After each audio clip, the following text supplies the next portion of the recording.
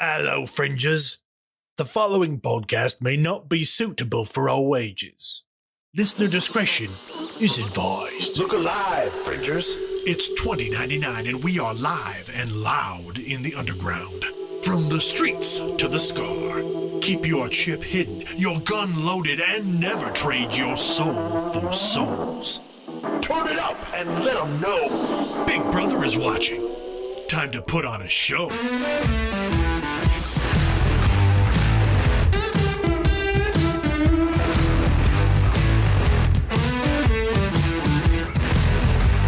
Well, we are here, episode 18. We're together. That's all that matters. Bad things are happening out there, but good things are happening. There's a lot of fun content to observe. I was going to say a bunch of it, but now I don't want to. We're here together.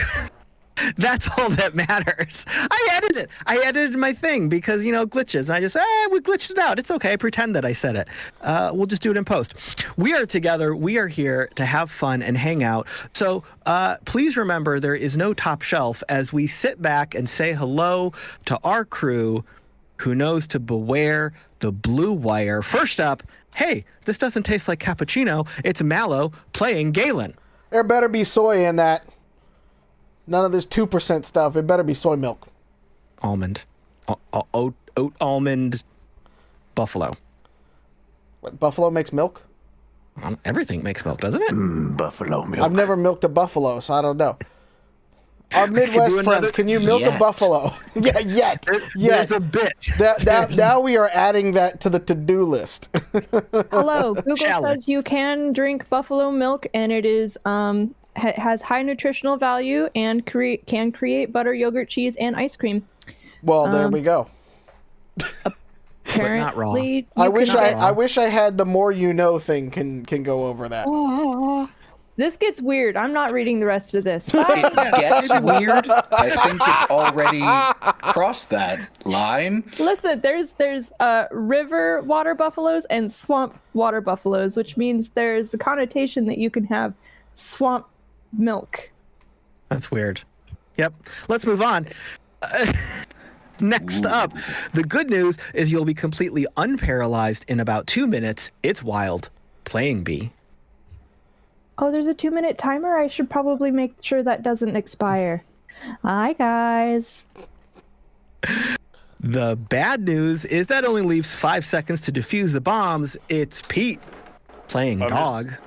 I'm just thinking about swamp milk. That's my people. Swamp Milk is the name of our third album. Old Swamp Milk Jones over here. Swamp cheese would be stanky dank, though. Oof. What does the color blue taste like? Bobo knows. I must speak to the dolphins now. It's Lauren playing Drall. I'm sorry, the dolphins don't want to talk to you right now. Hi, guys. Liking buffaloes. Hi. I'm so glad to be here. And if Da Vinci was alive today, he'd be eating microwave sushi naked in the back of a Cadillac with Eason playing Mox. That sounds like a dream come true. I'm not gonna lie. Anyone have any sushi? I would like to point out that I planned that intro before I was aware of tonight's wardrobe choices. I know. I just want to point that out to the listener. Especially the podcast listener who doesn't get that visual joke we're doing. We're naked. Let the record show that Noted I'm it. wearing a sushi hoodie. Nope. Don't explain it. Don't explain it. Make them watch the My video. wiener's on the screen. Tune in on Twitch. Demonetized. Or What are we? monetization? Let's talk about some usual housekeeping and get out of this shenanigan circle that we've already started. Identico is live every other Tuesday on twitch.tv/Identico with episodes of Neon Trails at 6 p.m. Pacific, 9 p.m. Eastern. You can see episode archives, how to play videos, and clips over at youtube.com/Identico. Please be sure to subscribe, leave us some comments. Tell us what you think about these amazing shirts that we're seeing in general. And if you are really in our closets watching us prepare for the show, please follow us on the socials for announcements and news. Look for us at Identico or at Humanoid Games. While you're online, swing over to playidentico.com to take a look at the basic rules for free. Look at the newest module, The Dark and the Divine. Look at books, look at stickers, look at other merch, and just generally support us. There's wonderful free character sheets in a very accessible font. If that is something you need and prefer to use, I love it. I always have it up to look at. If you're live with us right now, man, have fun, because it's going to only get weirder as we go on. Mallo, like you're typecasting us. I'm just speaking from experience of doing all these episodes with us. I just know what's going to happen. Challenge accepted. I'm going to be boring as hell. Ooh, I love it. Mallo, is there anything else you would care to share with us tonight? Nothing else tonight, but just remember there is, I think, still a sale going on at DriveThruRPG where you can get some of our PDFs and everything like that at a discount. So go check that out over there. Whoa. Alrighty, let us jump into the Wayback Machine and see what happened last time on Neon Trails. There's a lot to go over, so settle down and please pay attention. Ferdy spoke to B and the crew, explaining that the unconscious man tied to a chair in the back room was an acquisition manager from the Cobalt Masquerade. Ferdy used to work for them, but faked their death and escaped long ago. Ferdy further explained that the Masquerade is a group of doomsday preppers who buy up weapons and tech to protect their elite secret society. It was also confirmed that the key fobs and cards with the mannequin's emblem function not only as access keys, but as a way to track rank and reputation within the club. Ferdy said their plan was to return the Masquerade's agent as a warning for the rest of the society to stay away from Solace. The crew headed downstairs to eat and drink to recover from that heavy conversation, while Galen and Ferdy talked more in private. Galen was worried about the coincidences of the Masquerade's presence in Solace now, showing up in the underground silo during the crew's recent supply run, and being part of that original job that brought the crew together.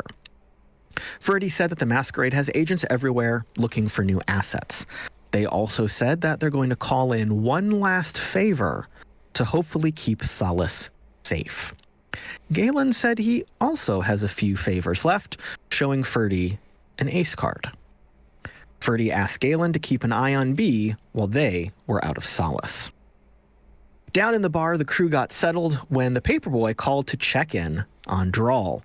He had been monitoring the prison via satellite and got concerned when he saw a convoy of dust jockeys roll up. He then came over to the crew, but totally did not rush over since he was so worried and totally chill the whole time. Drall, Mox, and B showed Paper Boi their footage from inside the prison, and he totally lost his mind.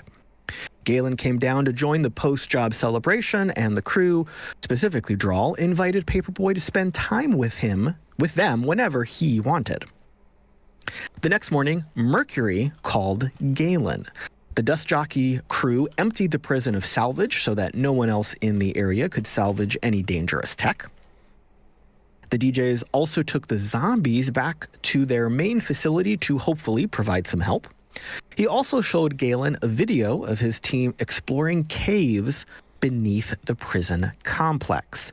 Here they saw that the survivors of the experiments Hicks performed became a cult focused on altering their bodies with cybertech, and that they seemed to follow a, quote, slumbering master.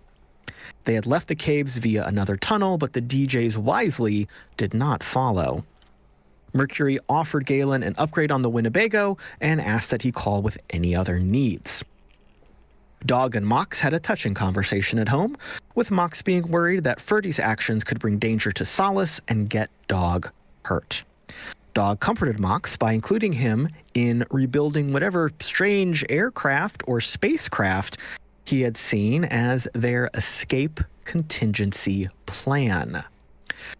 Lastly, Drall woke up to a message from Paper Boi with a video showing the dust jockeys emptying the prison of all its tech, escorting the zombies into a semi-truck, and transplanting all of the mutant plants.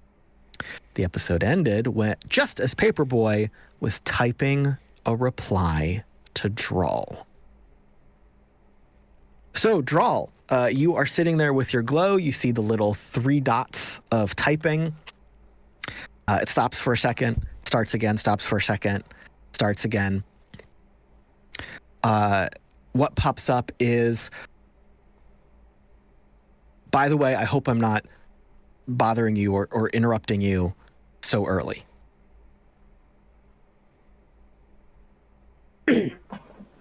She sees the response immediately, and she takes her hands off her glow and she wipes them on her pants because they're kind of sweaty. And then she responds back with a smile and like a coffee cup. I'm an early riser. It's nice to have the company.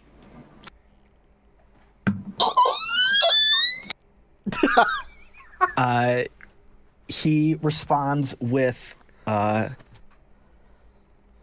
little happy face emoji to your message, and then sends another message saying, so it is completely wild to me that the DJs are operating that far out. That feels super suspicious and scary.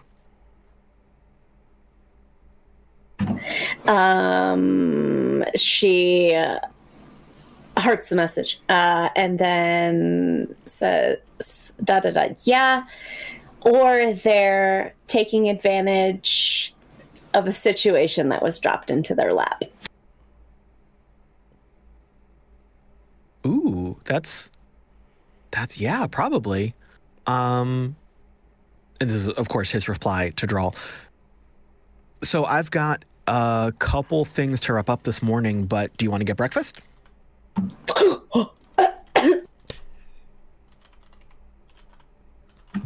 Yeah, sure. That sounds cool. Send. Oh, happy face. Send. Breakfast burrito. Send. Thank God it wasn't a thumbs up. Thank God. Drall knows better. The etiquette. He sends back, cool. How about an hour at the usual spot? Cool. See you there.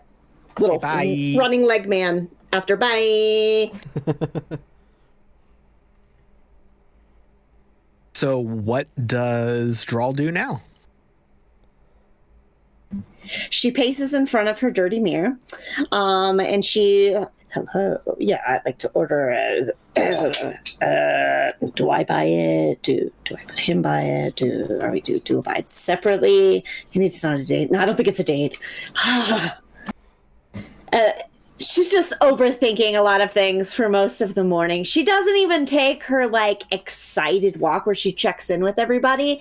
She's just talking to herself, and she's kind of like, do I wear this jacket? Do I wear this jacket? This one has the patch I like on this side, but this one makes this side look really cute. Is he going to stand on this side more, or do you think he'll stand on this side more? Well, if I stand him on this side, then he'll be, okay, I'll wear the one on this side. All right. So that's the morning. Sorry about that. That's the morning. So while we are seeing this montage of different outfits and what's going to be best, let's take the camera across Solace. It is late morning, coming up on that 10, 11 o'clock hour. So the city is active with life. There are lots of people out and about shopping, hawking their wares at little hand carts and trucks throughout the city. There are quite a few people working in their like balcony grow labs or standing on their terraces, doing whatever they're doing. People are out. It's a nice day. People are enjoying the weather. This is a typical day in Solace. We will take the camera through the hustle and bustle of the city and swing over to Dog and Mox. So we had a conversation a little bit earlier this morning. What has happened since then?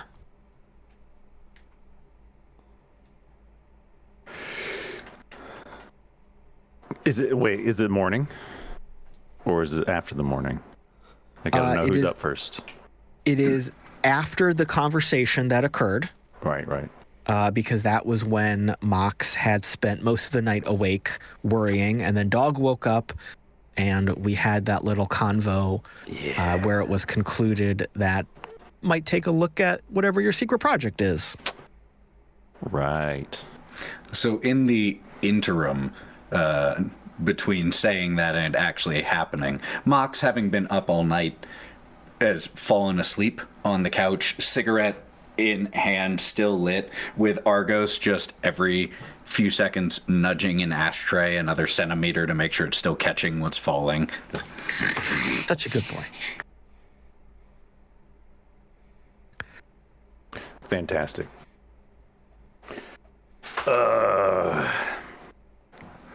All right.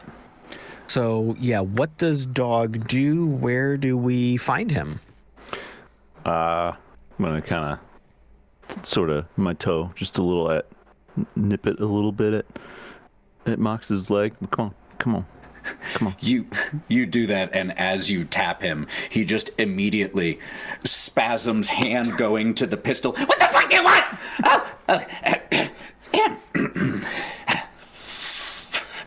Sorry. You either had too many of those or not enough. I can never figure out which it is the problem. Oh. They're bad for you. Yeah. Anyway, what were you... you had something? All right. Are you ready? Listen, this is you and me, between you and me, right? I'm gonna take you... Let's go to the shop. I'm gonna show you something. I've been telling you about it. I'm gonna show you something. Yes, of course. Lead on. I will do that. The dog will turn an about face and just kind of walk over off to the shop and kind of keep checking a little bit, like nervously, make sure Mox is, falling behind. After like the third time you check back, Mox just lightly puts his hand on your shoulder. Is the path back to the workshop like a clear path, or is it a twisty-turny, have to step around the piles of things that has been left in your house kind of path? The second one, yes. There is a lot of stuff that's piled up. And in Dog's mind, that's just like, it's security, because who's going to wade through that to get to this? They'll be like, oh, wow, what would be in there? But also, that's just kind of Dog's lifestyle as well. And Dog clearly knows where everything is in the piles. Yeah. If he needs something, rubber chicken, fourth down from the top. Like, everything's... I know what's in each stack, okay? All right. It's the best way to stay organized. Yes. Absolutely. No labels here. So you get out to the workshop and tell us what we're looking at. What does Mox see as he comes out with you? Okay. Dog's going to turn to Mox. Remember, this is between us. Don't tell nobody. And Mox, while giving a very grave nod, just takes his hand and covers Argos's eyes. I think he's okay. I mean, sworn to secrecy, Argos. And I'll do a little... Adam. The bro code. Raises a paw in response. Okay. All right. Don't break it. Don't break that promise. All right. It's a big deal. I'm gonna reach around the corner and turn on the light switch, and it'll flickers to turn the light on. And what you'll see is a football-shaped piece of metal, about 12 feet long, wide, whatever. Very shiny, with a little nipple on the top middle of it. Very reflective. And as we walk in, what expression does Dog have on his face as Mox sees this and then sees him? He'll be grinning like this. I mean, for the listeners, you won't hear, but he's got a grin like, mm-hmm. And I'll look over and say, right. Do I make a check to see if I know what it is, or can I just assume that I don't? I'm totally okay with that. That's right. I didn't say what it was, did I? So, I'm just running with Mox has no idea what it is. Mox has no idea what he's looking at right now. So Mox looks at this and then looks at Dog with that grin on his face. Babe, this is amazing. It's I know. The glossiness on it. I'll tell you what, ain't nothing out here that shines like that, is there? Hey. Why don't you show me what it can do? Yeah. Well, I mean, it can do a lot, but what it's doing right now is kind of all that it does until I and it is doing that great. It is.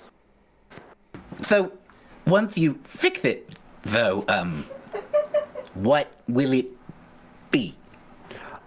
I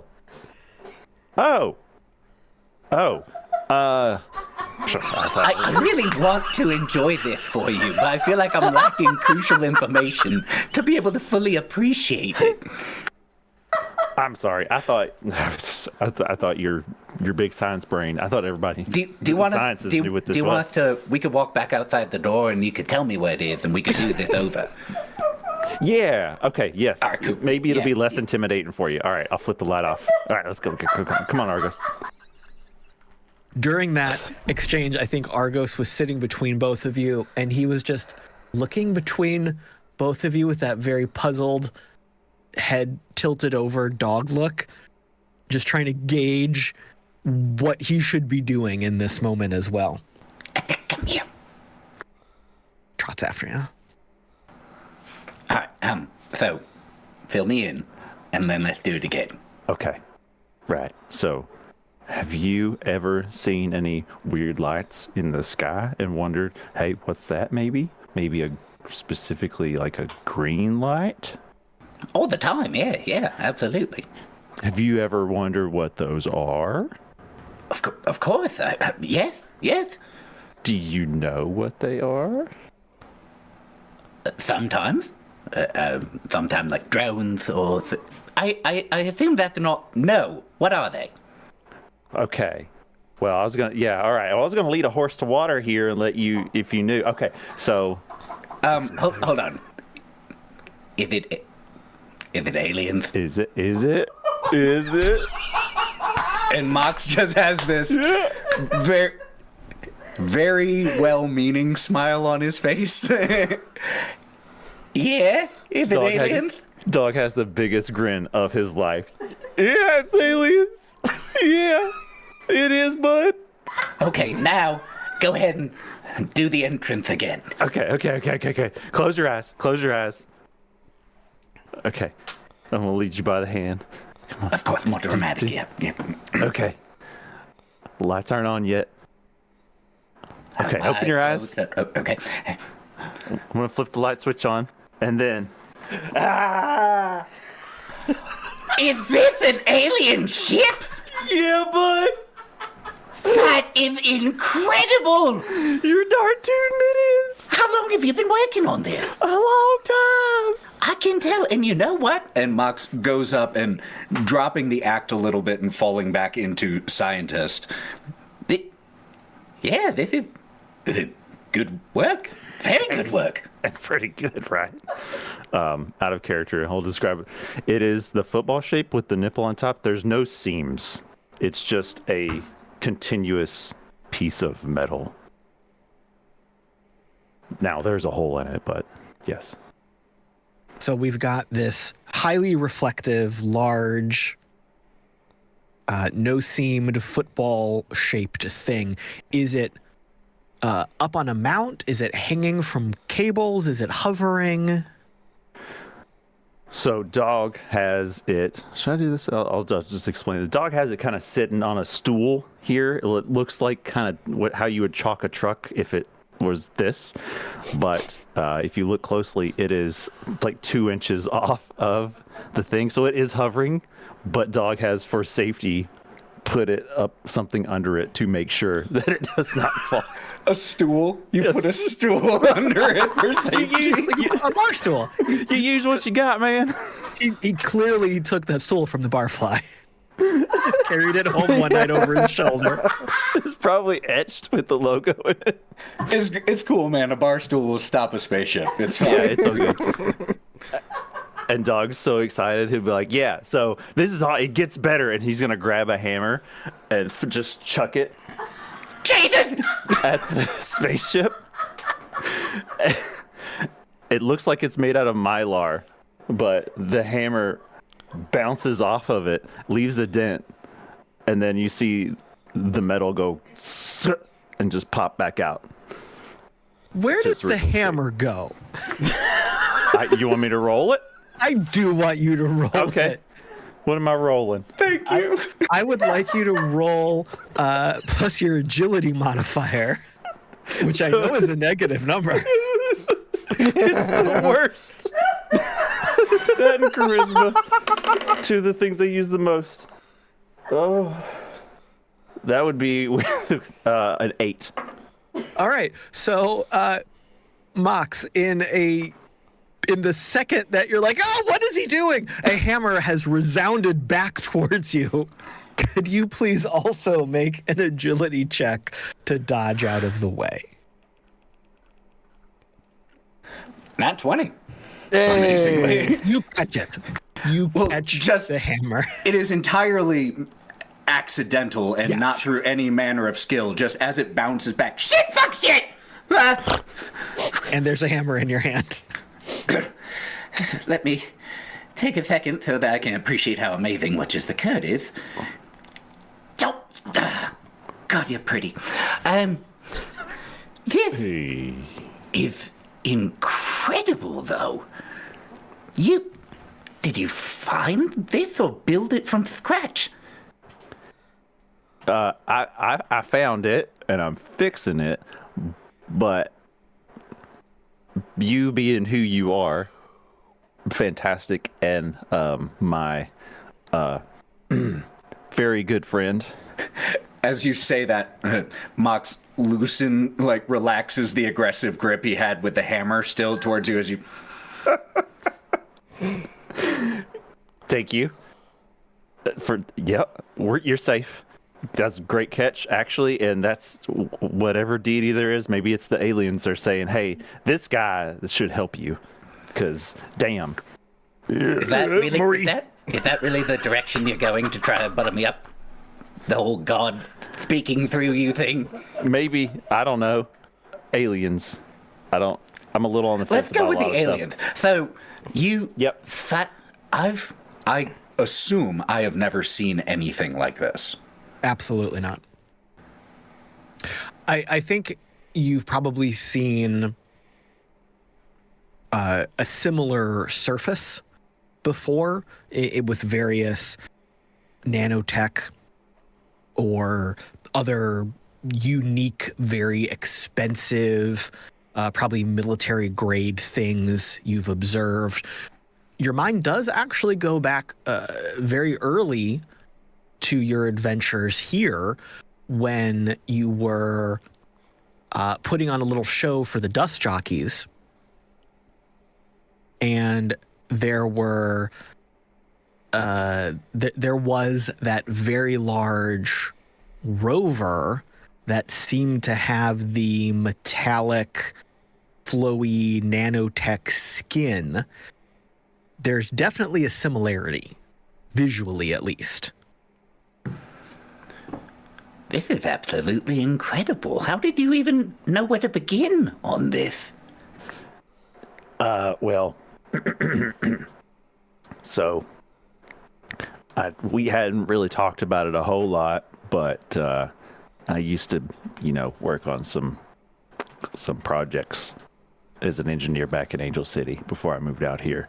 I found this out in the wastes one day. Saw a light, and then I was like, "Oh, what's that?" I'm just trying to catch possum, and ran over to it. And I was like, "Oh man!"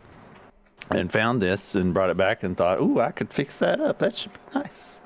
And I've been trying to work on it. It is different and more than I can do, but I've been trying to find the parts to fix it up and maybe get it going. And I cannot think of a better assistant than you, my smart man. As Mox sees Dog kind of stammering at the end and how much this means to him, Mox just leans over the table that we were at, arm on your shoulder. Tell me everything. And as Dog is about to launch into his story, the camera will pull away and again wind its way through the hustle and bustle of Solace. And it'll take us over to B's place. B, we didn't even check on you from last night yet. So what's B been up to? Oh, hi, Sky God. Well, B's coming to terms with some things. We find B, they are pacing around in their house with a lot of tools strewn about, as they are prone to do. They have blueprints, they have tools scattered everywhere. There's bits of C4 places where it probably shouldn't be, like sticky tack on the walls. Yeah, it's like museum putty. Sometimes it just like makes pictures sit just right. It's fine. It doesn't do anything unless there's a detonator. So B's pacing, has their glow out, and is watching old movies and videos and like clips of movies. And she's muttering, "Oh, that's not right. I don't think that's the kind of torture that Ferdy was doing. Hold on. Hey, show me torture you can do with just one person." And it like brings clips. So B has been researching torture. Yeah, the bad people are coming, and B wants to make sure that like they can pull their own weight. And Ferdy made it really clear that the Cobalt Masquerade was not good people. So I guess it's time for B to step up, because B is the reason why these people are here. And Ferdy also said that B will get really cool gloves that are weighted in purple and pink and black. And they're really excited about that. So they're also, watching movies on how to throw really hard punches. Okay. So what is really the driving mindset here? B, you said she's worried about the bad people coming. Yeah. Does she have a plan? Does she have a strategy yet? No. Good. Okay. Find Callisto for one. Callisto's where it started. Where the fuck is Callisto? She should have come. We have history, clearly.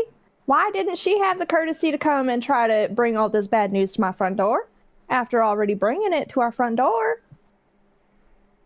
put Ferdy in danger, put the entire town of Solace in danger, and my crew? No, that's not okay. B's kind of maybe planning on, one, protecting everybody, and two, making sure that the initial person, Callisto, doesn't ever come back. Dang. Whether or not that is with what Ferdy said or against what Ferdy told B what to do.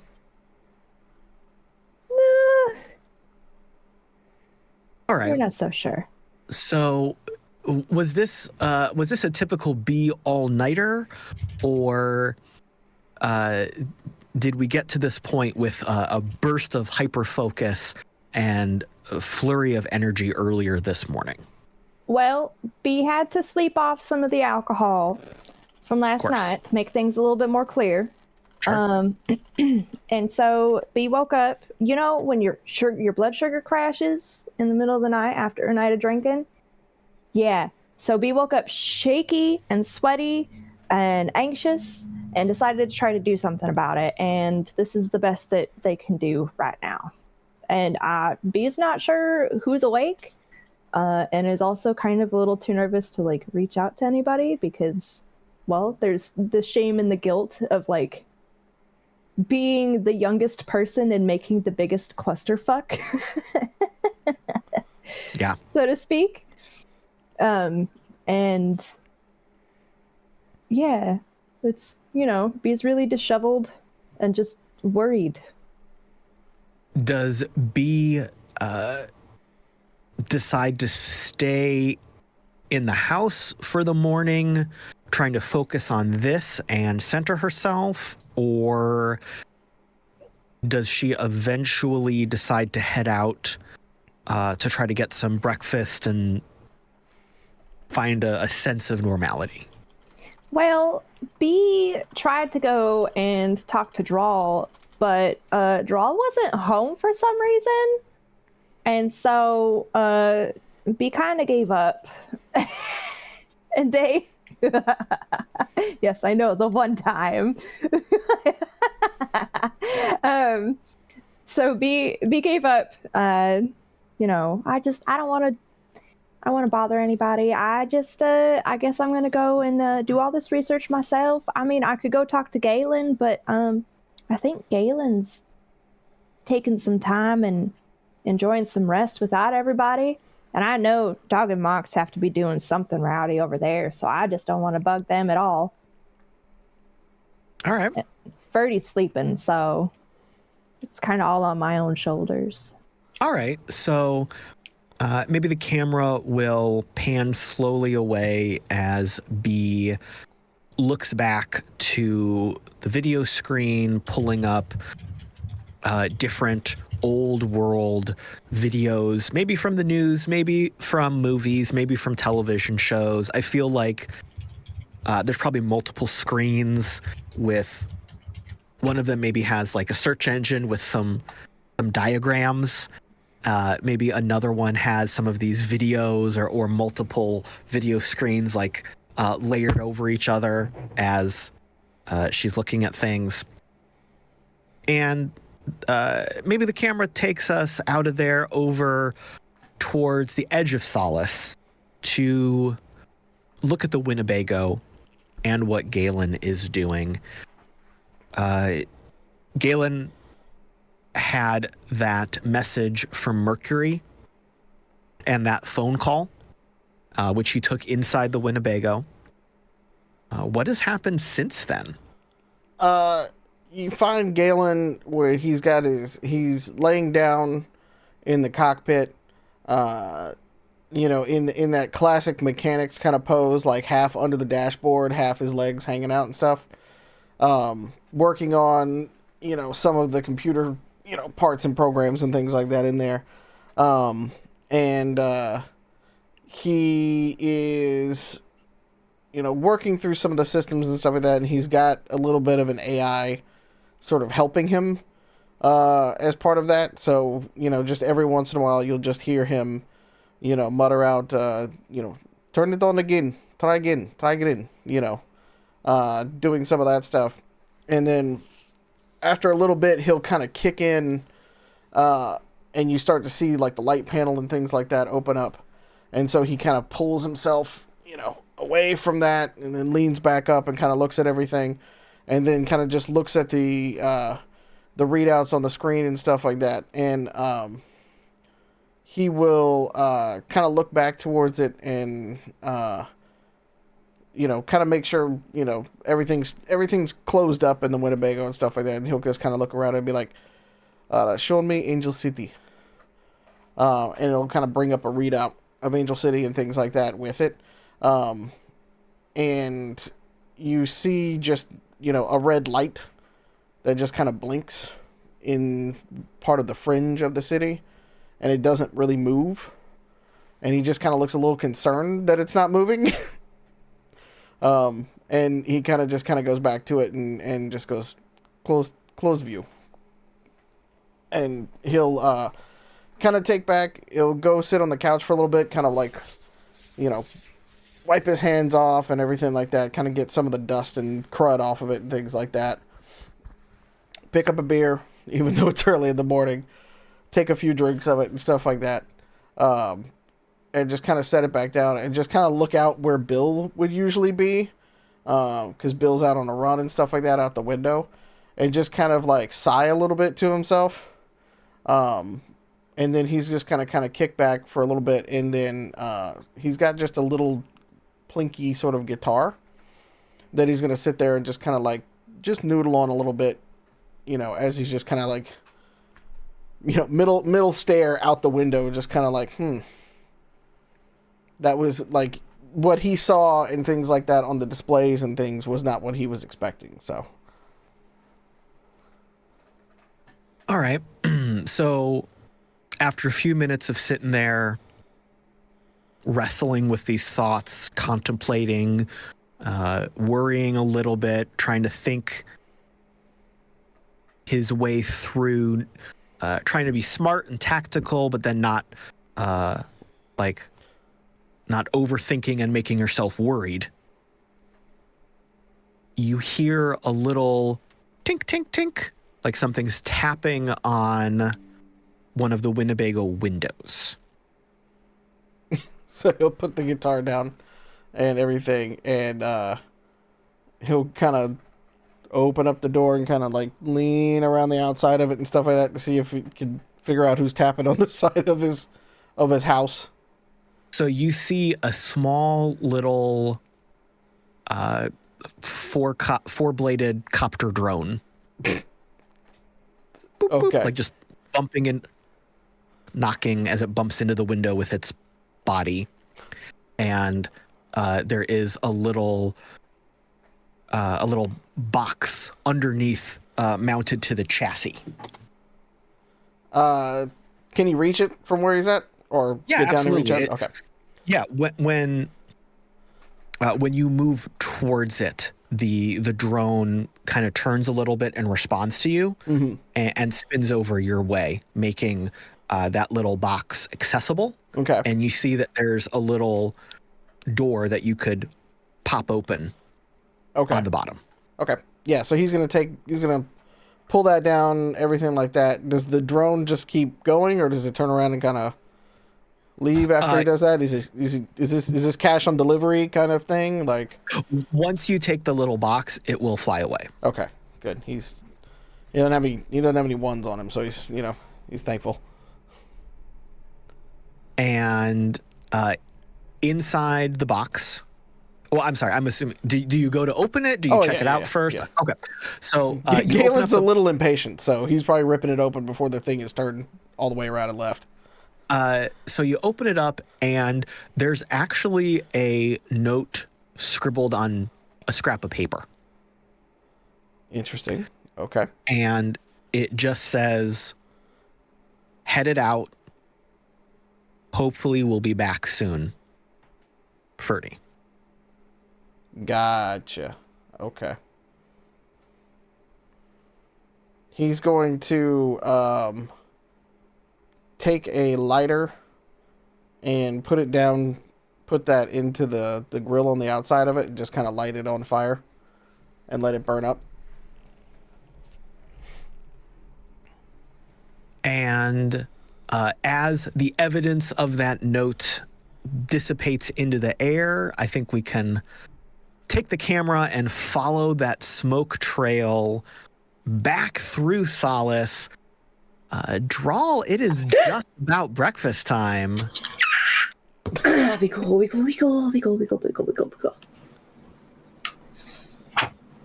She's gonna practice being cool like half a block away. Yeah. So the usual spot is where we've met Paper Boi several times in the past. It's this little kind of cavern where it's a general workplace, meeting place, hangout spot, and food carts show up there when their owners feel like it. There's not a built-in restaurant or anything. It's like one of those shared workspaces that we have. Today, there are two little food carts there. One of them is selling like slushies where they have shaved ice. You put it in the little spinny thing like the old pencil sharpeners, and you crank out that ice, and then there's a whole selection, like 24 different flavor syrups in ridiculous neon colors that you can pick from.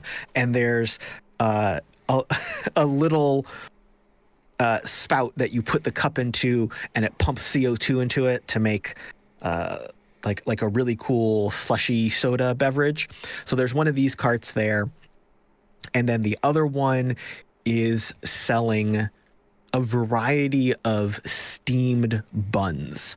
Some of them are sweet, some of them are savory, some of them are just bread and butter. There's a large variety here. And as you walk towards this location, you can see those two food carts there. You do not see Paper Boi immediately. Do you wait outside? Do you go in? What does Drall do? If I have to just to navigate this feline, Drall is definitely gonna. She's used to being independent and not waiting, and so she taps her hands on her legs. She looks both ways, doesn't see anybody, and she goes in. Thinks she can make an educated decision on what is remotely breakfasty in the steam bun category. Also, great choice, my guy. So good. So there are a few that have sweet cream and various jams. There are a few that have some sort of breakfast meat and cheese, unspecified breakfast meat. I love a mystery. And Let's do that one. Okay, so the attendant is a younger individual, feminine presenting, with like multicolor strands of optics in her hair that are kind of just pulsing, not brightly, but it's like that jellyfish pulse where it's just kind of subtle and soothing for this mid-morning breakfast. And she'll serve those up to you and put them in little like greasy parchment paper envelopes. That's fuck yeah. My goal is to get 3 steamed buns. So we can get all 3 of the same. That's totally fine, as long as Drall can compliment her on her undulating add-ons. Oh, yes. Yeah. They're delightful and colorful. Oh, thank you. I could be better at compliments, but oh no, thank you so much. I love what you've done. You look wonderful. You look so good this morning. I got like my ponytail sticking out of my hoodie, and thanks. She gives you a wink. Oh, serving more than breakfast buns. I like that. Okay, I'll see you later. Bye. And as you are wrapping up that transaction, you hear a clatter of feet pounding down the metal girder steps from an upper layer, like thud, and then you hear a crash as someone collides with someone else, and you see a little bit of a kerfuffle outside the door of the this hangout area, and then you hear Paper Boi's voice. Oh my god, I'm so sorry. Here, let me help you up. And the other person's like, no, I got it. Wait, no, I can. And like, you can kind of feel like someone's getting tangled up in the straps of a messenger bag, because you hear another oomph, and like someone kind of tips over, and Paper Boi again is like, oh my god, I'm so sorry. Just leave it. Just leave it. Just leave it. I'm sorry. And then kind of in a tizzy, Paper Boi like backs into and then tries to turn around and straighten his jacket a little bit, and is like his eyes are adjusting to the darkness of this nice area, and oh hey, hi, hello, as he sees Drall. Smooth, boo. Breakfast adjacent. Ooh, yummy. Did you get any of the strawberry ones, or? I didn't even realize there were strawberry ones. You had said breakfast, and I was like, oh shit, it needs to be breakfasty. And I just looked at her, and then I complimented her weird, and then I got breakfast mystery sand bun. Oh, well, thank you. Let's have both. Hey, give me 2 of the strawberry, and she serves up like 2 that are very plump and full with like strawberry cream inside. And he brings them over to you. I was gonna bring coffee, and then it kind of spilled, and he's like pointing to behind him. So I hope it's okay. I'm sorry. Oh no, that's okay. That's totally fine. I had coffee on the way. Did you get coffee though? But did you get any coffee? I mean, we can get you some. I had 2, and now there's 0. That's the art of deduction. Yeah, I'm sharp. I'm on it. Let me go get you some coffee. And she's just gonna walk away. So, you know of a couple different coffee vendors in this general area. You can zip over and buy whatever you want and come right on back within minutes. Yep. There you go. Can't do it without caffeine. When you return, he has taken up the usual table he's at when you've met him here before, like that far back corner where he can sit with his back kind of tucked into the wall in a little nook. But instead of how he usually is, where he's got multiple glows spread out and he's working, he is sitting there in one of the chairs. He's got the buns kind of spread out on some napkins, and he's got his elbows like propped up on the tables, his chin on his hands, and you can see that one of his feet is just like rat-a-tat bouncing nonstop on the floor until you walk in. And when you come in with the coffee, he pops up. He's like, oh my God, you are so nice. Thank you so much. Here's the ones you got. Here's the ones I got. Let's maybe we just take a second. Are you sure you're going to be okay at, your work table? We could go to, I don't know, that one, and points to the one next. No, maybe like it's a change of. Okay, just checking. I mean, like I like routine. I like consistency. It makes me feel better. Makes me feel like I can handle things. The only thing you can't control, right? Yeah. Sometimes just having the same chair is the best you can do, and that's all you can get through the day with. Straight up, this is my chair. I know how it feels. sometimes those other chairs, like, you can't get comfortable, and then your back's all out of whack, and you try to, like, bend sideways and put one leg out, and it's the worst. It makes you want to stand real bad, and she stands up and, like, puts her hands on her hips and just kind of stretches just a little bit. These chairs just feel weird right now. Yeah, sometimes they do. He, like, kind of half stands up to, he's not sure if he should, like, do what you're doing to be cool, or he can be like, well, mine's okay. He just is. Yeah, you got the good one. Okay, yeah. You got the good one. I mean, that's your chair. You know, you got the good one. You're right, So, you're right, yeah. We know what that chair's like. Yeah, okay. And he will... She tries to diffuse it. He is very comforted with your diffusal, and he will busy himself with eating some of the breakfast that the two of you have acquired. So, which one do you like?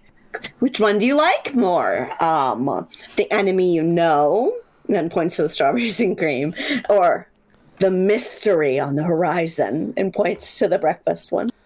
Well, I'll tell you what. This is something I've learned. I've gotten these before, and he takes out a pocket knife that he flips out, and it's a really cool flip out. But he does it in a really, he wasn't thinking about it. It's like one of those things he always does. He wasn't intentionally trying to be like, "Ooh, look at me flip out this knife." It was like one of those like fidget things he just does, and does it without thinking about it. She thought you did it on purpose, but she was still like, yeah. And he doesn't pick up on that at all. So he takes the knife and cuts one of each bun in half and smushes them together. So we've actually got like a sweet and savory mashup. And he goes, "This is how you really do it." And he takes a big old bite. You're a crazy motherfucker, and she's gonna bite into it. And it tastes very good.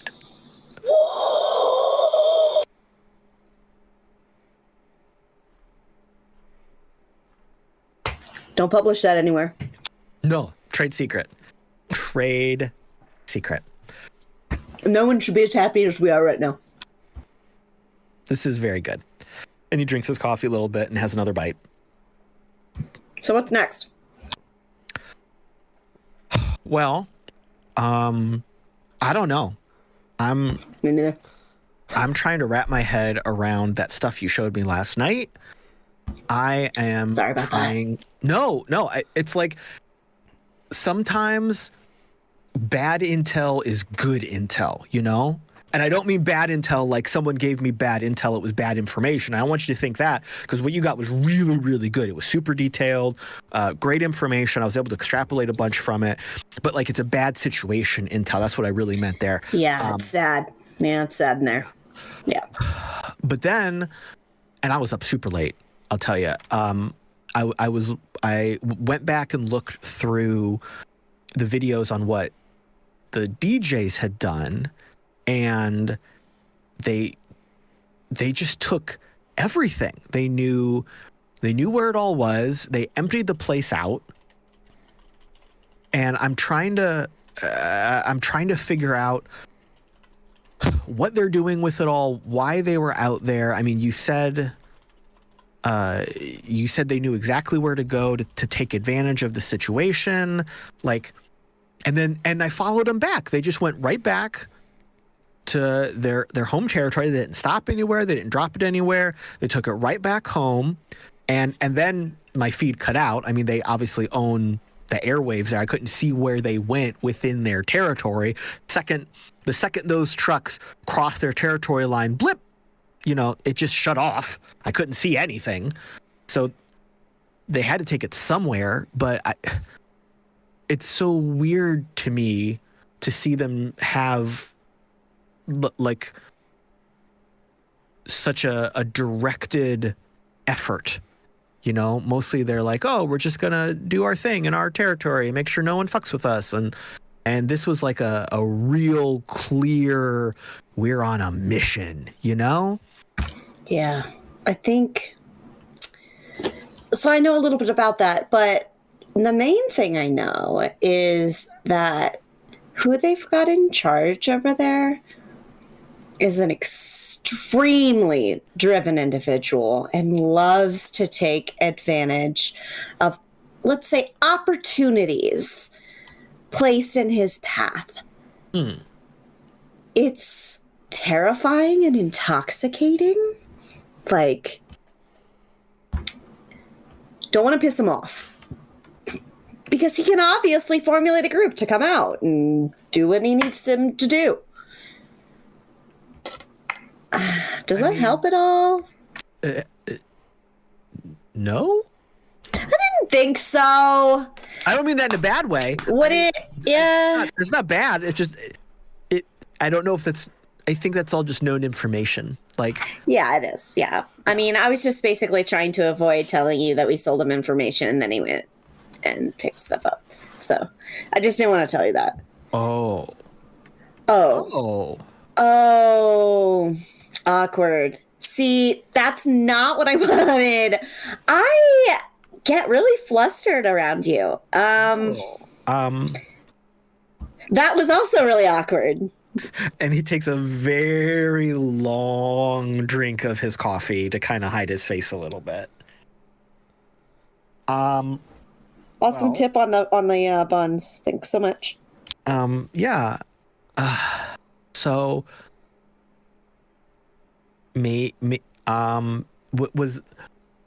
was that like you were in a bad spot and you had to buy your way out of like rock in a hard place kind of Sure. situation? Sure. Oh, okay. I mean, yeah, if you get You get stuck, you know. You just gotta fucking ram through the. Yeah. Well, I'm glad you're okay. Yeah. Thanks. Oh. I guess you probably noticed that I tend to get a little out of sorts in situations like this too. So Breakfast? Same. Yeah, breakfast is tough. Breakfast can be difficult when you're normally used to just having a snack by yourself and not socializing with cool people that You think I'm cool? yeah, more. Totally. Yeah. So yeah.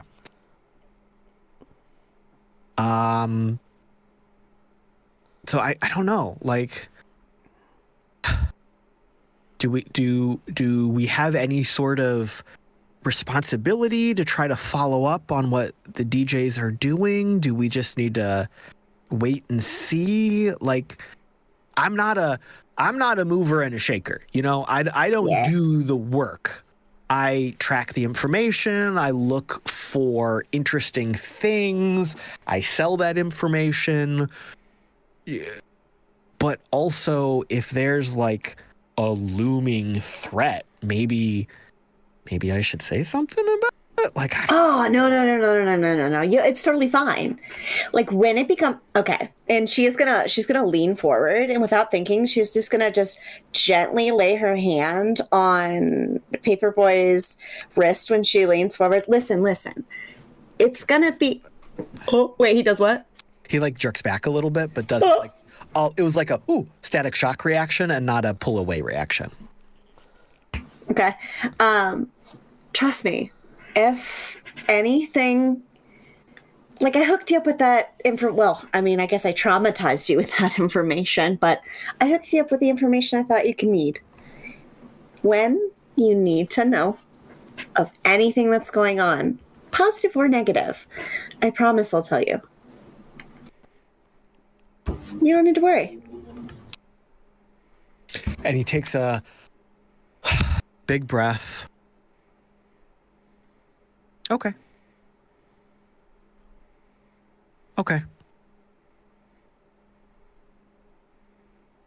It's going to be fine.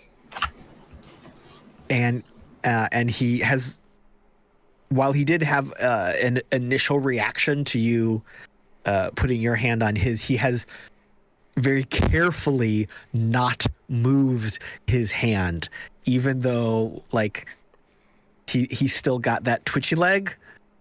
Like that one part of his body is very still right now. And I think we can pan away from this breakfast and just let them have a little bit more conversation and a little bit of a moment.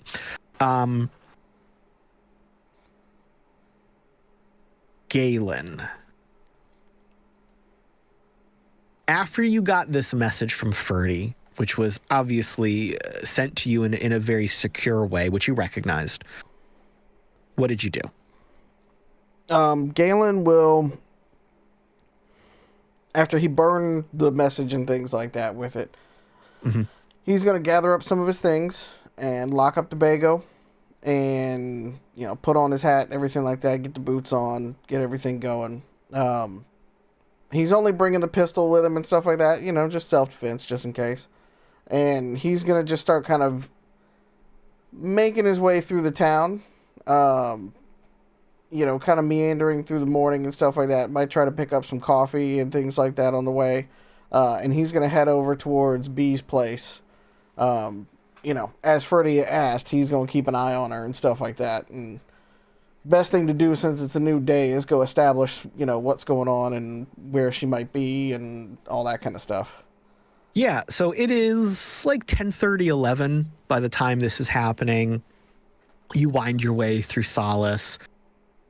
When you get over to Bee's place, you can hear what sounds like a little bit of a fight from inside the house. You hear those sounds of what is combat coming through the walls, but then you immediately, your brain kicks in like, oh, it's like really loud television. I'm glad you clarified, because Galen was about to bust through the door. You're almost worried. Like Not a good idea. Yeah, the hand was at the gun. The hand was at the gun, ready to go. But it's weird that it's so loud, and there's like overlapping sounds of different fight scenes or action sequences happening. So he's just gonna kind of knock on the door and be like, "B, what are you doing in there?" Who is it? Hold on. And then you're gonna hear two of the fight scenes turn off. There's still a third and a fourth going, but they're a little lower. Okay. And there's screaming in the background. And then you're gonna hear stomp, stomp, stomp, stomp, stomp over the door. And then you're gonna see B peek around the window. like just her eyes. Who is it? Galen's gonna lean down with coffee in his hand, like, "Hello." It's you. Yeah, okay. Yeah. Hold on one second. Yeah, I am me. Yes. Hold on. Okay. Hold on okay. 1 second. Okay. And you're gonna hear and chains dropping to the ground, and another lock unlocking, and 3 more deadbolts, and one of those little latch things, and then the tiniest little eye hook, like, and then B's gonna pull open the door, and B is taking a shower at least, and doesn't smell, but B has on random pieces of what could be combat equipment, but they're all ill-fitting. Steel-toed boots, and they taped like bolts to their knuckles to try and make combat gloves. And their hair is standing just Hey, Galen.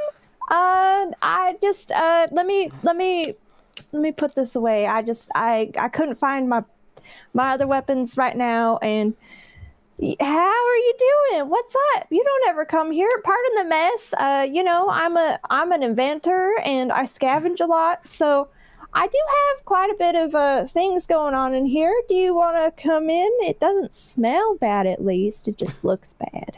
I imagine what I'm looking at is like you ever like when you were a kid like try to dress up like Shredder but like use all the like knee pads and wrist pads and stuff from when you were like rollerblading and stuff like that. Yeah, I'm that old. Yes. That's what I imagine that coming into right now. Can I Like a add flak jacket. Yeah. Can I add in like a cookie sheet Oh yeah. tucked into something? Collar helmet. we can imagine that. That's, yeah. Thank you. That's fine. Thank That's you. fine. There's a muffin tin on the back. Just don't worry about it. So Galen is looking at all this, and he kind of takes a very like slow step inside your domicile, and kind of goes. Hold on! Don't put your full weight on that foot. Take your foot back up real quick. Okay, and he's gonna take his foot back up a little bit and try to put it back out the domicile. Okay, hold on 1 second. And B's gonna go to the floor and scrape up the patty of C4 that they had put in front of the door as a trap, and just make sure it's not armed. Okay, you're good. I don't think I have any other traps yet. If you want, you can help me set them, though. Do you know how to do traps? Hey, Galen, do you know how to torture people? Or just hurt them and make this so they don't, mess with you? Could you teach me? This is a hell of a way to say hello. Good morning. Do you always put C4 by your door? Because you do know that amount of C4 will just blow off the entire wall, right? Like, yeah, that's fine. I can build the wall up. It's good. I've done it before. That's not though great with defensible positions. If there's no wall to hide behind, you realize. I have news. I have news though, because okay, the wall acts as shrapnel, and it will just literally kill whoever steps on it. So it's not a problem. And then there's that secondary wall in here, and she goes in and goes kunk kunk. This is armor plated. I scavved it off of one of those tanks, and I just dive behind there whenever I hear somebody step on the C4. If they can get through all the locks. Where is your bed in this place? That's a good question. I haven't seen it in a while. I usually just sleep on the couch. Is the couch behind the steel plate, or is it...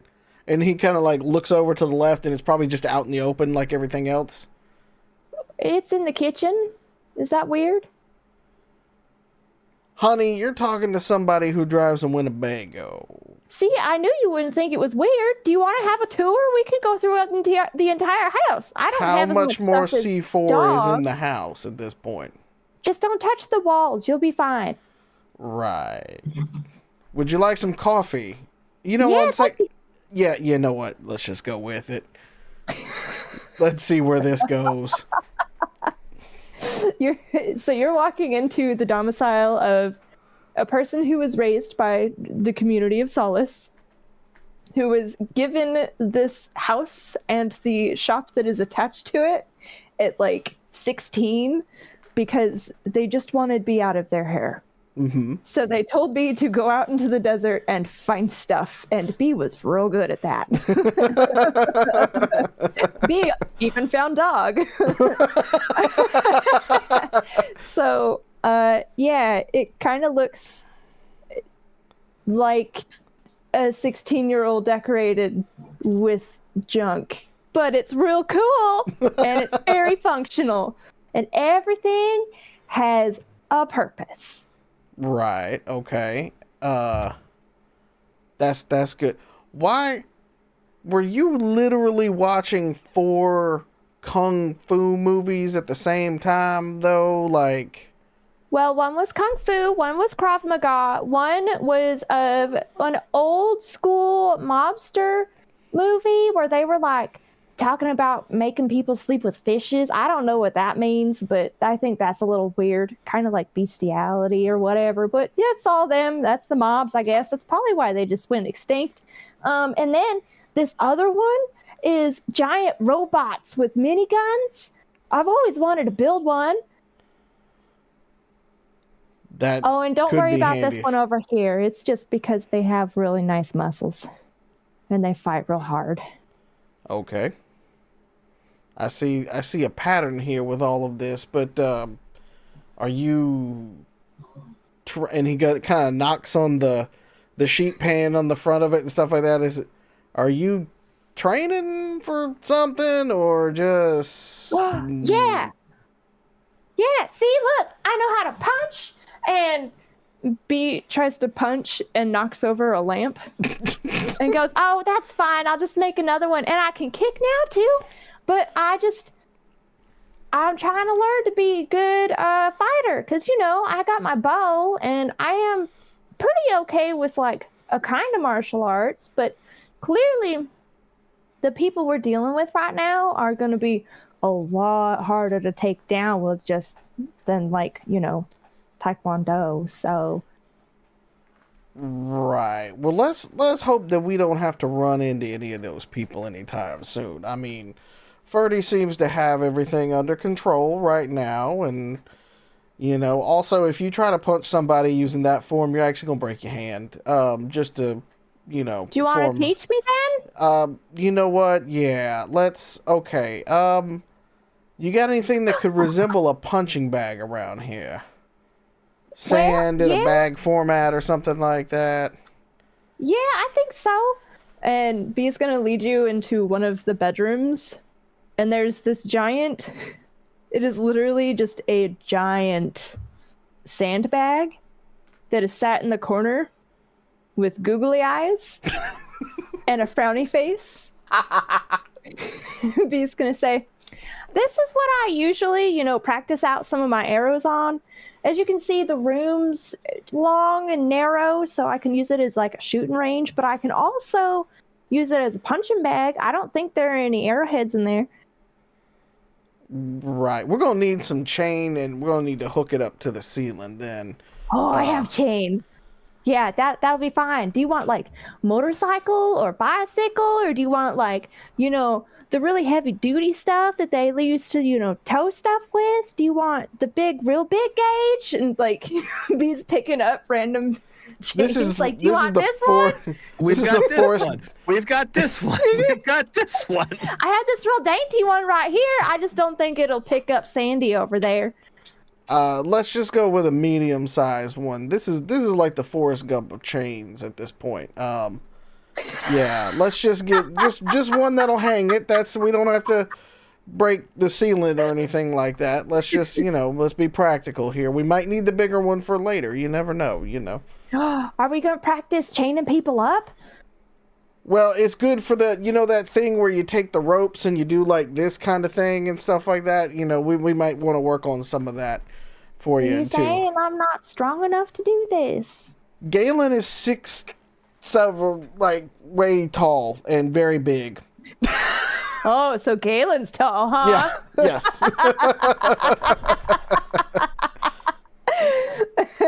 So, at the suggestion of hoisting Sandy up, B's going to press a button on the wall, and there's going to be this drone that comes in with a little pulley attached to it. And it's going to fly into the room, and then it's going to attach to the ceiling with these clamps. Mm-hmm.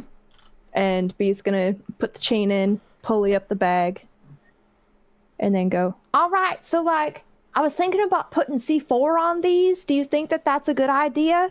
Because then it'll make my punches real explosive. I could always do like armor gloves, so like, my hands don't get blown off. But I don't know if I need to have like sleeves too, or should I just, I don't know, like have weapons with C4 in them instead, like my arrowheads." Well, you don't want to punch with C4, because that's just going to blow your hand backwards. Law of relativity and force and things like that. But, So having some gloves. With No, leave the C. Let's tackle C4 is an advanced tactic when it comes to the martial arts. You know, let's focus on form right now. You know, you got C4 covered with the arrows and everything like that. You know, I think we're doing good with there, but let's focus on just getting our form down first. You know. Okay. Yeah. And he sets the coffee down on the side and stuff like that, and he kind of mumbles to himself like, "All right, this is gonna be a minute." What has Umbra been doing through all of this? Umbra brings Bee things. Okay. Whether or not it's inside of Bee's house or if it's a random kill from outside in the desert. Sometimes Umbra likes to go and steal random nuts and bolts from Dog's garage. I don't know why you're giving me that look, Dog. Umbra loves you. That's what they meant. Well, yeah, that's, the scavenging part. I taught Umbra to do the things that I do. And Umbra will also sometimes bring the news, but most of the time it's like chomped up, so... I feel like maybe Bee took a little box and just wrote on the side of it like Umbra's things, and Umbra, whatever they bring back, they just drop in there. Yes, unless of course it is a dead animal, because that usually goes at the foot of the couch. Of course. Because I need to eat, but Bee's not going to eat that unless of course it looks tasty.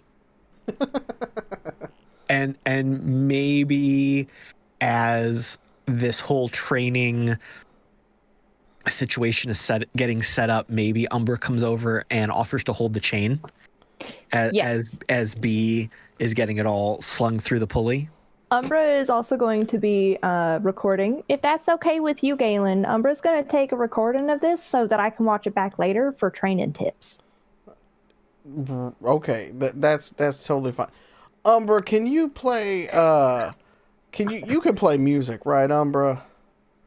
Yeah, Umbra can play music. Okay, there's this little tune from way back in the day called "You're the Best Around." I need you just to start playing that on repeat while we go through this training montage. Cute. And as the montage kicks off with Galen takes off his jacket, tries to demonstrate the right foot placement, how the hips move. He's doing that very first how to fight training lesson where it's like you put your thumb on the outside, no, and B does it wrong, okay, and then it's through the hips, through the shoulder. As that is getting set up, we will swing back over to Dog's workshop. What have Dog and Mox been getting up to in the last hour or so?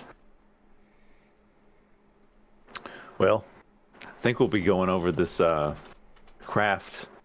I'll be giving Mox the skinny on it, kind of touring and just picking his brain, seeing what he thinks about it. Since he's Dog is an engineer of sorts, but Mox is just another level. He's better with electronics than engineering. Okay. All right. Fair. Well, this thing's got to be powered somehow. And Mox has just been taking notes, recording. Well, not recording. He wouldn't want to make a digital copy of Mox's information, so it's all physical. All physical notes. I appreciate that. So, let's see here. We got this. I'll have a wrench pointing. So there's this thing over here, and as I said before, the craft is smooth, but there's a hole in it from where it crashed. So, despite it being smooth, there's a hole in it. Then that's partially what Dog has been using as an entryway, I guess, to get into it and sort of tinker around. So we're by the hole, pointing with a wrench. So that right there, I had to convert those over there to a 1/4 inch because for some reason my bolts keep missing. I keep misplacing them. I don't know where they're going, but I gotta go scrounge some up. So I got to convert a lot of stuff. It's not ideal. But you see, this here inverts. Now, I don't know what this uses. I don't know if it's like baby blood or what to power this little doohickey here. But it looked like there's some sort of goop maybe that goes through it. And then it goes through this tube here, which for some reason wasn't affected in it. And he's just going on and on and on. And then there's a cavity in the middle of it, which looks, and Dog will point at it and be like, so that looks like that's where the engine was. Now, I don't think a truck engine will fit in there, but this seems like something that maybe you would have an idea of how to get it to go vroom vroom or buzz or something and get it powered. I don't know how it's floating. Well, I hope it doesn't use baby blood. I am flat out this month. I'm all grown up. I ain't got none either. Well, let's see what I can see. And Mox tries to check out the area where the engine was. Dog's gonna hold the flashlight and maybe pinch his butt. Lovingly. All right. Do you want to give me an engineering check? If it's engineering, it's 10. All right. So Mox is very familiar with the general sense of structure when it comes to mechanical devices. And part of what you are seeing here makes sense to a degree. And then the rest of it is just absolutely foreign to you. The logic that you think of as what parts connect to what other parts to accomplish a function, there's a breakdown there. And you're unsure if it's because this is actually alien technology, if it is some sort of advanced something that you've just never seen yet, or just some weird conglomeration of things that people have slapped together to maybe look like something else. Like, you're just not sure. Well, I'm a big enough man to say that I have no idea. I have some idea what's going on here, but very, there's a breakdown in here somewhere. And, we could just randomly try experimenting things, but I'm not sure that's a brilliant idea when we don't know what'll happen. That's, I guess safety first now. I got a reason that I kind of want to stay alive now, so Well, sure. You've had a lot more time to look at this. Surely you've found something about the engines that I haven't been able to see. Well,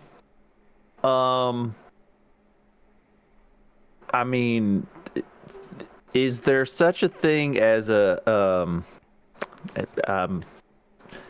box that would generate something that would emit some sort of power and gravitational field?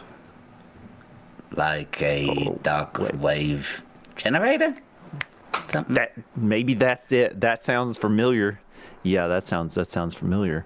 Do you know much about those? A little? What makes you think that it would take a dark wave generator to power this? I don't know. Reading. I've heard about them. I heard about them back when I was at Angel City, and I heard the scuttlebutt about it, and I was like, oh, that seems like you could do a lot of stuff with that. I don't know. It's true. It does have a large variety of applications. I'm simply not 100% sure if this is one of them. But if you want to try to run an experiment revolving around that, this is your discovery, your baby, and I'm here to help if I can. Well, That won't be cheap. It won't be cheap or easy. can't we build one? Oh, yes. But again, with the still not cheap or even less easy now, actually. A little cheaper, a little harder. But maybe. Okay. Well, let's see. All right, hold for All right, so I don't want to pull. I don't want to pull Boeing and Skimp here because we're going to be up in the air. God, it's a shame what happened to that company. Oh, tragic. That's where I know. God, we want the door to stay on. Now, is there like a what am I trying to say? Is there maybe a dollar store version of that? Something a little lower down than that? I see the panic in your eyes whenever we talk about that. I mean, yes, I made myself a rather dollar store version of that at one point, as a matter of fact. But it does carry risk. Certain items you might not want to buy from the dollar store, like a pacemaker. This might be one of those things. Now again, Okay. I'm willing to try, but no guarantees. Okay, so let's mark that one down. Is there listen? I see how uncomfortable we are, so I'm trying to exhaust all things. We could try. I mean, a part of me is very excited about the prospect, but Yeah. there are things that I give a shit about now, so that's weird. Yeah.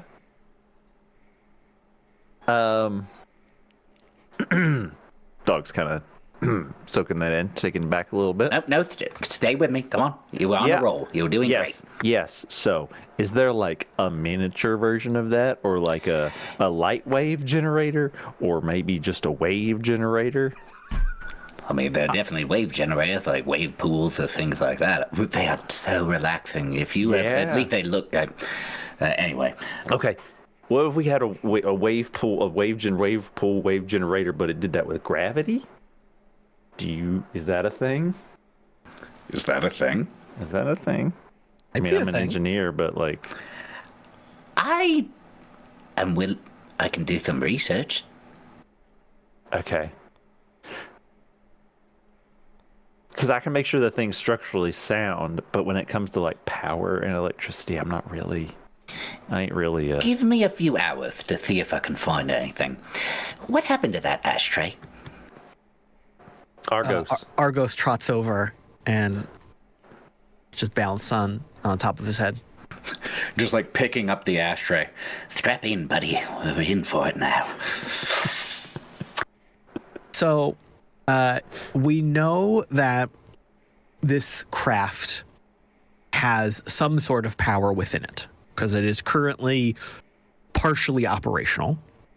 But as Dog has pointed out, there are parts that are missing. Maybe they've been removed. Maybe they've been damaged. So what the two of you are trying to do is figure out what is missing, if you can extrapolate what it actually was to begin with, or if you can find something else within the realm of your knowledge and experience that can fill that gap. So, Mox, you can start doing some searches. You've got a wealth of information based on your experience, both legal and illegal avenues that you can reach out to. So we will fade away as this search starts, and you are putting in keywords, pulling up some diagrams and blueprints that you're aware of, kind of poking around, asking the right kind of questions to certain people to not give anything away. As you are starting this, though, before we fade out fully, Mox, something is kind of tickling the back of your brain. There's something that you've got that sense of, okay, I know something. Like you've forgotten something, but but you're not sure what you've forgotten. Like you've got that kind of weird memory. And Mox pulls out his little pill container and looked at. No, took that one. All right. And it suddenly clicks. When you were in the prison, you took a very detailed video capture of some really weird and specifically aeronautical, astronomical, astrological information from one of the cells. But as you remember that, and you maybe pull up a file to cross-reference it, let's shoot back across Solace to the breakfast nook. Drall and Paper Boi, you've been sitting here for the last half an hour, 20 minutes. You finished your buns, you finished your coffee. You've been making slightly less awkward chit-chat. And at one point, Paper Boi has said, hey, I'm really, really sorry, but there's actually a tiny bit of work I got to do, so just give me a second. And he has opened up his glows. He's pulled up a couple screens, and you've watched him work for the last 5 or 10 minutes or so. And you've always known what he does, but now you're really kind of seeing him work. And he is really like a hardcore hacker information broker. So you are seeing some requests come in from different individuals, and their profiles on his working screen are all masked and coded in a way that probably only makes sense to him. You are seeing communication requests coming in. He's not hiding his work from you, but he's not like showing you what he's doing. He's not like saying, okay, this is this thing and look over. He's not inviting you to look over his shoulder, but he's not preventing you from doing it either. So a little bit of professional courtesy, but he's not like locking you out. Cool. So you are seeing him work through some of these requests. You are seeing him reply to some of these people. Little bits of the messages you catch seem to be in some sort of code that he is responding. Some of the stuff looks like coordinates or locations. Some of his responses almost look like scientific formula about things. You see him send a couple video files. You see him receive a couple video files. And over the course of no more than 5 to 10 minutes, he has just been rapid fire typing, jumping almost seamlessly between multiple conversation threads, multiple lines of dialogue and interaction between multiple different parties. And then he shuts that down. Sorry about that. I had a couple time-sensitive tasks I had to take care of. I'm sorry. It's okay. It's cool to get to see the languages that you speak and kind of how they work. Kind of. Yeah, some of that's proprietary. But gotta. There's some very secure information I'm moving back and forth through some. Well, how it is working with clients. Yeah. Of very important people sometimes. Oh, for sure. Well, I mean, I should probably go check on, the gang, see if anybody needs anything, Do you I don't have anything else really to do today. Do you want to come? If it's okay. Sure. I mean, yeah, cool. Like it's your crew, it's your work. You got stuff to do. I don't want to force my way in, or I don't want to. She leans forward and she kind of like she takes your arm, leans forward. You're part of the crew now. You hung out with us. His head kind of scoots back a little bit and his eyes get real big. I mean, I do like hanging out, but am I really? No, but you're a friend. Okay. I mean, you're my friend. I mean, if you're cool with that. I am. I do like that. That's okay. That's good. So, okay, let's go. Okay, let's go. We should probably like, I think, okay, let's swing by Ferdy's just to make sure B isn't there. Because if B, I mean, we all tend to gather there, you know. So just so you know, I mean, you were just there, but like we could see if B's there, and then maybe we could stop by. And she just kind of trails off as. And we will actually kind of transition through the rest of this day and skip to the evening. So everybody has been working on their various projects. Everybody has been kind of hanging out. Where does the crew gather for dinner?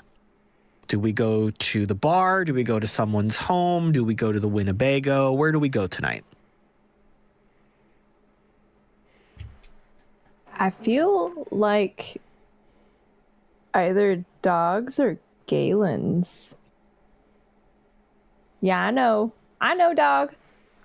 Give him that look. You're known for hospitality when you're not messing around in your garage. If you want beer and cigarettes for dinner. You used to make a mean steak. It's just a bunch of compacted cigarette butts. Gross. Tofu. Apparently not Dog's house. Well, I guess we can head back. We can head to the Bago first, and then if we need to get drinks, we can head on up to the bar. How's that? Okay, I mean, I'd have people here, but you know, and B gestures vaguely, this is not for company for right now.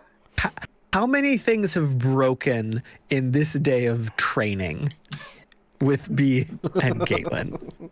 The phrase, I can fix it, oh, don't worry, has been said multiple times. At one point, I believe that Galen probably had to jump up onto a table to avoid getting his toes smashed by something very heavy falling down. Umbra has decided that perhaps the room that B and Galen are fighting or practicing fighting in is not the best room to be in, and has retired to go hunt and prowl for more nuts and bolts. Yeah, it's, you know, it's just healthy chaos. It just crashes every other moment, just glass shattering, like one of those like rage rooms where you can just like freak out on things and stuff like that. Yeah. I think that's kind of what it sounds like. The neighbors are used to it. This is how B keeps, you know, mostly sane out in the real world. It's fine. So we'll go back to the Bago? I don't think there's a lot of regular houses around B's place. They made sure of that, of course. There's some other workshops. Yeah. There's like maybe a farm of some sort where it's kind of automated and people don't always have to be there. Yeah, and you know, I'm just up the street from Ferdy, but we don't have to see each other all the time, which is what Ferdy said when I was going over to get breakfast every day.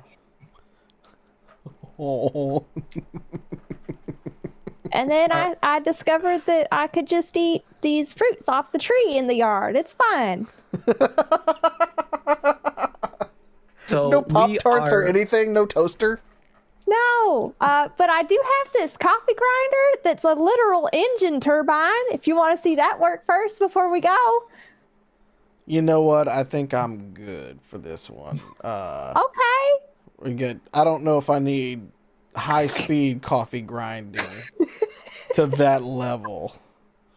It can also grind up meat and make sausages or, people if you ever have to murder them. I don't know if that last one actually works, but I assume so if you can make sausage with it. Cue Stephen Colbert from Harvey Birdman. Body in a wood chipper. I feel at one point B maybe tried to make a toaster. Yes. It And- didn't go so well. It didn't go so well. There was like this industrial salamander from like a big kitchen that she tried to wire to a battery. It's set sideways, the side of a cabinet is just completely melted from the attempts. And you just left it. She just left it to fix later. It's not a I'll priority. fix it. I can fix it. It's fine. So it is just the start of sunset. The lights of Solace haven't yet completely come on. You're all very familiar with that moment of switch when the sun comes down enough and just the regular operating lights of Solace all switch over to that glorious, vibrant, neon life pulse.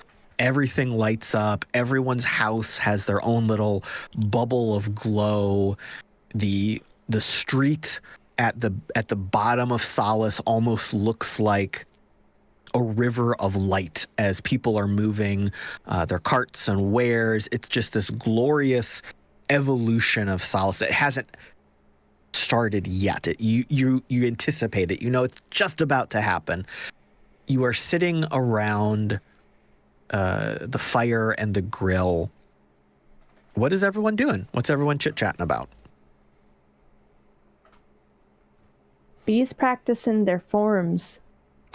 Cha, cha, cha. Like now this. remember, step into it. You got to step into it. You can't just stand stock still. Remember, step into it and then lean in when you're gonna get a real good haymaker in there and twist and don't forget to twist. Otherwise, you're gonna hurt the wrist. Bee looks over and gets distracted by Galen coaching and tries to kick at the same time and ends up doing like a splits and just like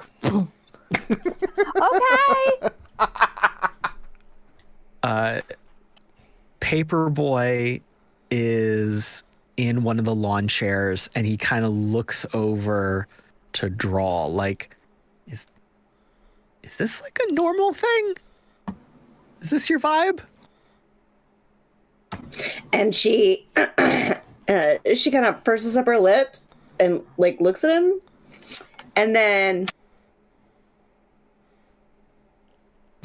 behold my kingdom.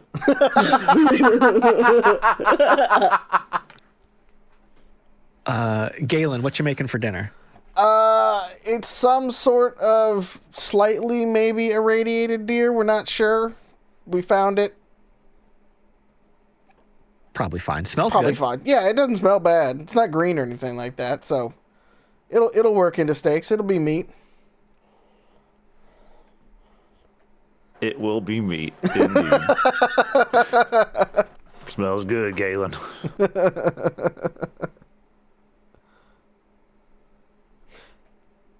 Well, And the what night did you goes what on. did you boys do today? Nothing. Bro stuff. Bro stuff. A lot of beer. Hanging out.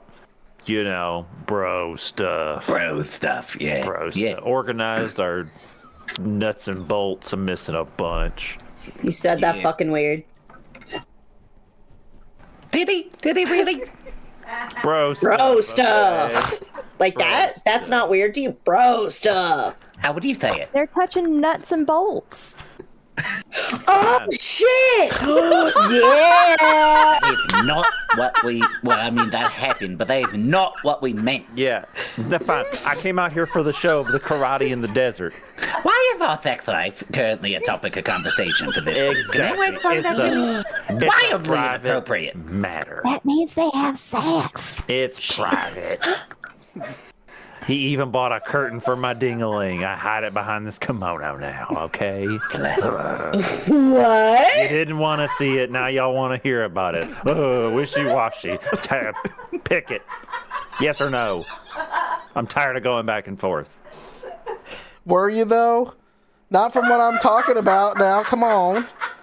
If you weren't cooking me a delicious meal, I'd go tell you to go fuck yourself, but that's pretty funny. Now, Galen goes back to the meeting. He's like, it's so lonely. Give you a hug. I just can't do any of the other stuff. That's weird. Paper Boi is kind of curled into his chair a little bit. He's doing that thing where he's like, this is a circle of people that I can't figure out yet, and I'm here, but I'm not part of it, but I don't want to be like called out that I'm not part of it. So I'm just sitting here. You glad you came yet? I feel like you need a pet to pet. Here, take Umbra. He kind of falls out of his chair a little bit when he sees Umbra because that's weird. Hey, just a little baby. It's fine. She won't bite unless I tell her to. Just stay away from her tongue. We're still not sure if it's going to be a taser or a charger. Okay. And he just tries to be cool for a minute. It's totally fine. It hasn't killed anyone yet. Well, wait. Okay, it was told to. It's not doing that right now. Exactly. Umbra, this is PB. He's our friend. Don't do anything mean. Just curl up here and be a good baby. And Umbra nods. Yeah. So the evening stretches on. Galen, you dish up the food. Everyone has a meal. The lights of Solace have kicked over. And everyone's just hanging out. Everyone's pretty chill. And then... No ending. Nope, this is just everyone's super chill. Until all of the lights go out. Oh, fuck. That's why everyone kept talking about our sex life. And that's where we'll call it. I gotta call Ferdy.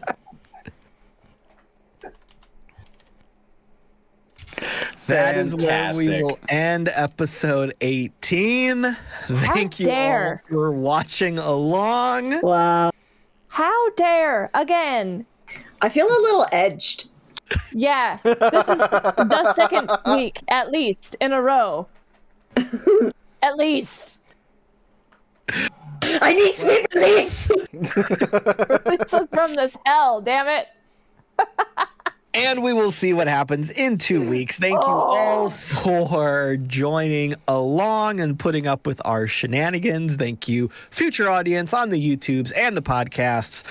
Let us know what you think about these developing relationships. Let us know how you enjoy everything that we're doing. Please give us comments and likes and all those wonderful things. It is time to say goodbye to our wonderful cast and crew. Let's hear from them where they can be found online and what they are doing, starting with Mallo. You can find me talking about a little bit of everything that I do at the Mallo Man everywhere, literally. I do a lot more on Blue Sky these days, so if you are a Blue Skyer, and likes to get away from the hellhole that is Twitter and things like that, find me over there. Just at the Malloman.bluesky. Whatever the thing is, just at me over there. You can find me on the other stuff. So come hang out. It's a fun time. And Wild. Yes, hello. I am Wildling011. I don't know, man. I just bees here. You can find me at you can find me at 011. You can find me at Wildling011 just about anywhere. I'm actually not quite present on social media right now because the sun is out and I am outside, and I'm going to be outside a lot more. Good. And scrubbing sculptures and stuff.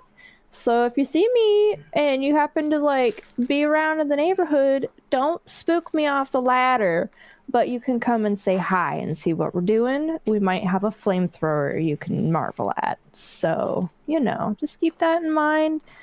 Other than that, thanks for watching and or listening. Make sure to do all the likes and subscribes and send us comments and all that good stuff. And make sure to give kudos to Mallo, our producer, and Caleb, our game runner. And also this wonderful cast. Thank you. I love you guys. Talk to you next time. Bye. I do fondle art for a living. And Pete. Hello. You can find me on Blue Sky at the Mallow Man, but also at Gator Pete. Here's a dog. Enjoy this picture of this dog. And if you find a Grateful Dead kimono, please send me the link so I can actually have one. Thank you. He does cosplay. He went to Emerald City Comic Con in the full Bunny Boy outfit, as hot as it was, with that giant puffer jacket and everything. So he does cosplay his characters. Well, this next time I'll just be butt naked, but with the kimono. So it'll be. And a little. Well, you should be. Dong cloth. Yep. Yeah. Make sure I'll swing my hips when I walk. Thank you for watching. I will be following with a fan, just to let you know. And Lauren. You can hallucinate my presence anywhere you consume content on the internet. I cause chaos most anywhere, really. I am Thousand Faces Cosplay. So you can find me Thousand Faces TTRPG on the Twitchimals, where we are currently. I also forgot for a second where we were. I'm on Instagram, Thousand Faces Cosplay, and 95% Lauren. I am consistently raising hell with the algorithm, so who knows what you'll see in all of my content. Sorry in advance. No accounting for taste. Water yourself. Thanks for being here. This episode was the best. Okay, bye. And Ethan. We will be back this Saturday on Misty Mountain Streaming with The Wild Beyond. And we will also, starting in May, on Tuesdays that we are not playing here, we will be starting a 1940s vibe Curse of Strahd game. Ooh. Imagine Dark City meets Curse of Strahd. Oh yes, I am very excited. So keep your eyes and ears open for that. I'm really excited. He's going to do he's gonna the voice he does for oh my god, you guys. But of course, if you had to choose between watching us on Tuesdays or Identical on Tuesdays, you should do that. And you've also got tons of very good TTRPG discussion videos going up on a variety of socials. Oh, yeah. Yes. As long as TikTok still exists, I am on there, the Buff DM. Who knows, man? The Buff DM, also on Instagram or on our YouTube Thousand Faces Cosplay. The content goes up there as well. It's really good we have friends to remind us, oh, you do things other than be potato. Just trying to help out. Got to take care of each other here. You're the best one. I, of course, am on the socials at the Caleb G. You can find me right here for all things Identico, here and there with Farm to Fable, and taking up a lot of space in the archives of the RPG Academy. That is it for today. See you next Cyber time, same cyber station. Please take care of yourself. Drink some water, take your meds, eat some food, go outside. do something nice for yourself because you deserve it. And if that nice thing is just sitting inside quietly, that's fine too. You don't have to go out and do things and be around people. Do what's right for you to take care of yourself. We love you, and we'll see you next time. Love you. Bye. Mwah.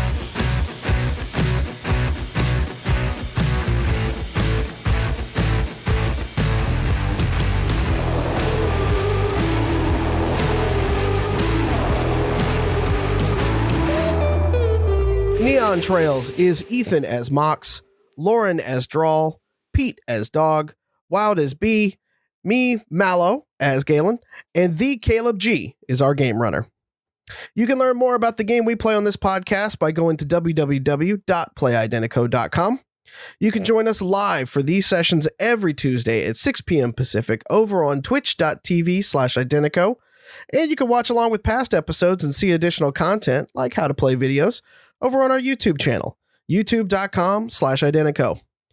Finally, you can follow along with us on the socials at Identico on Twitter and at Humanoid Games on Threads and Instagram. Thanks for listening, everyone. We'll see you next week.